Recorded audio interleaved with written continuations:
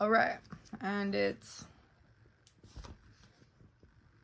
Bradley and the Great Swamp Mystery.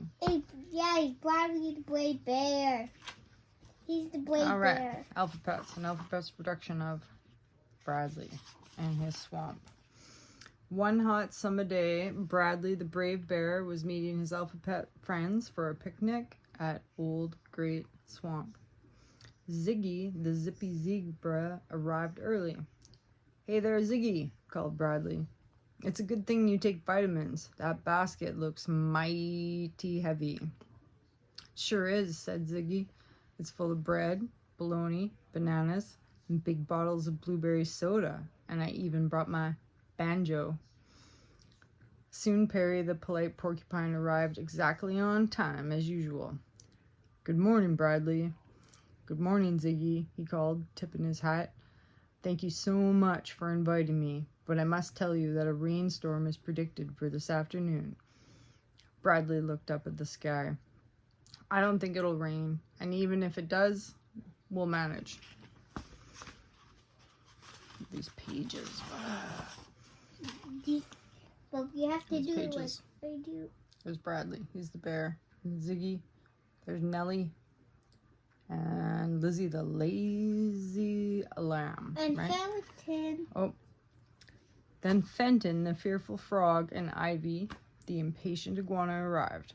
"I'm afraid we're a little late," Fenton said. "I had to pack my bandages, my insect spray, my sewing kit, my flashlight, my toothbrush, just in case. It's going to rain, you know. Are you sure we should go to the picnic? Will we get wet? Will we catch cold? Will I be hurt?" Ivy hopped up and down.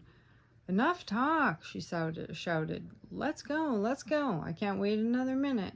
What are we waiting for?" "I suppose you're all waiting for me," called Lizzie the lazy lamb as she walked slowly up the path. "Sorry I'm late, but I was tired and sat down to rest."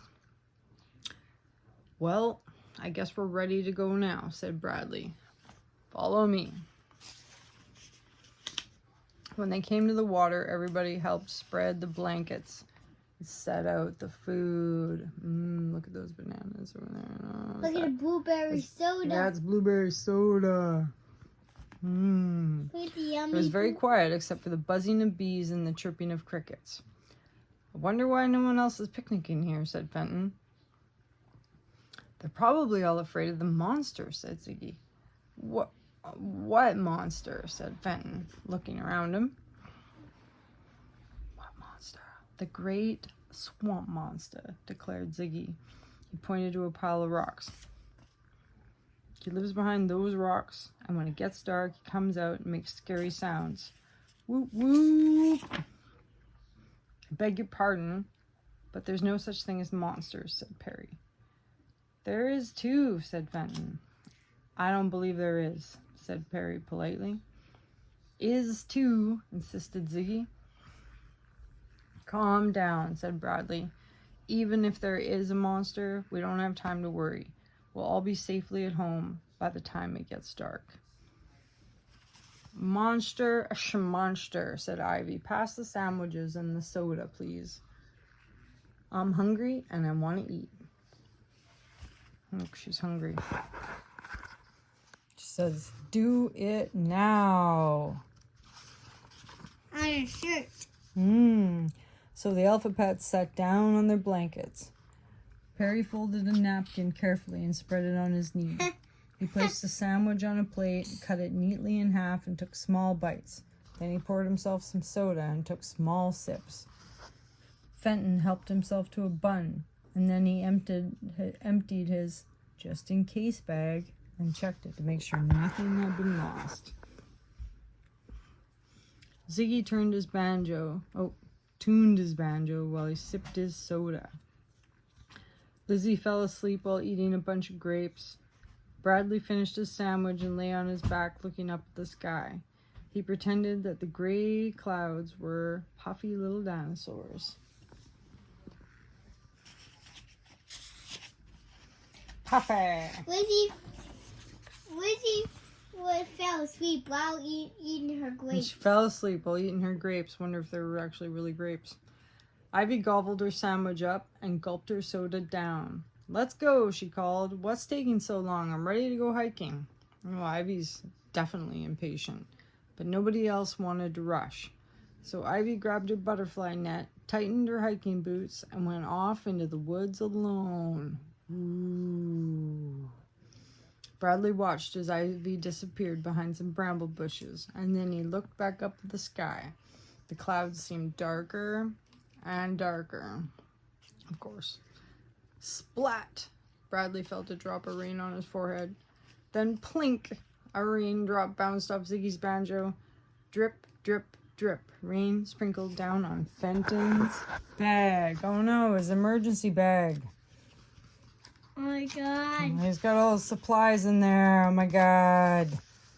Boom! The sound of thunder rumbled in the distance. Crack! Lightning zigzagged across the dark sky. Fenton started to tremble. Oh my, it's really dark now and I think I hear a monster coming. He cried. Ah. "It's only thunder," said Bradley. "We'd better make a tent out of these blankets." Bradley woke Lizzie and they all crawled under the blanket tent together. "What about Ivy?" Perry wanted to know. "Why isn't she back yet?" "The monster will get her for sure," said Ziggy. "Yes," whispered Fenton. "The monster will get us all if we don't leave here right away." Bradley was worried about Ivy too, but he forced himself to smile. "I have an idea," he said, trying to look cheerful. "Ziggy, play us a happy tune on your banjo, and Perry, sing along. I'll go out and look for Ivy." "What about the rain, the thunder, the lightning, and the monster?" Fenton said. "Aren't you scared?" "I guess I am a little," admitted Bradley, "but I can't let that stop me. Ivy could be in trouble. I have to help her." He's gonna help her. Look at him. Bradley buckled his boots and went out into the rain. He ran down to the lake. The ground felt squishy and slimy and slippery. He looked behind every bush and up and down the path, and Ivy was nowhere to be seen. "Ivy! Ivy!" he shouted. And there were dark shadows on the swampy water over the rock pile, and Bradley saw a strange shape. Was it the great swamp monster? Bradley's heart was beating. Thump, thump, thump, thump, thump. Suddenly, Bradley heard a faint cry. "Help me! Somebody help me, please!" The sound came from the rock pile. It sounded like Ivy. "Hold on, Ivy," Bradley called. "I'm coming."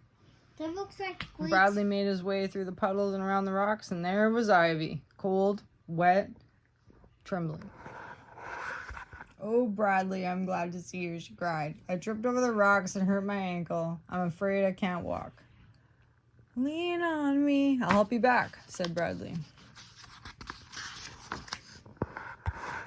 And the alpha pet saw Bradley coming down the path. He said, "Lay on me." "Lean on me when your ankle's broken." And they cheered and clapped and shouted, "Hooray!" Suddenly everyone noticed that the rain had stopped. Everything was quiet again.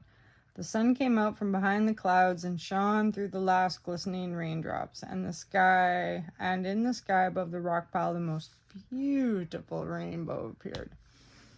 "That's Bradley's rainbow," Ivy cried. "Bradley is our hero." "Yes," everyone agreed. "Bradley's the bravest bear there ever was." Be brave with me and learn these words. Book. Bird. Banjo. Butterfly. Bananas. Boat. Bottle. Ball. Basket. Bat. Boom. Ba ba ba ba boom.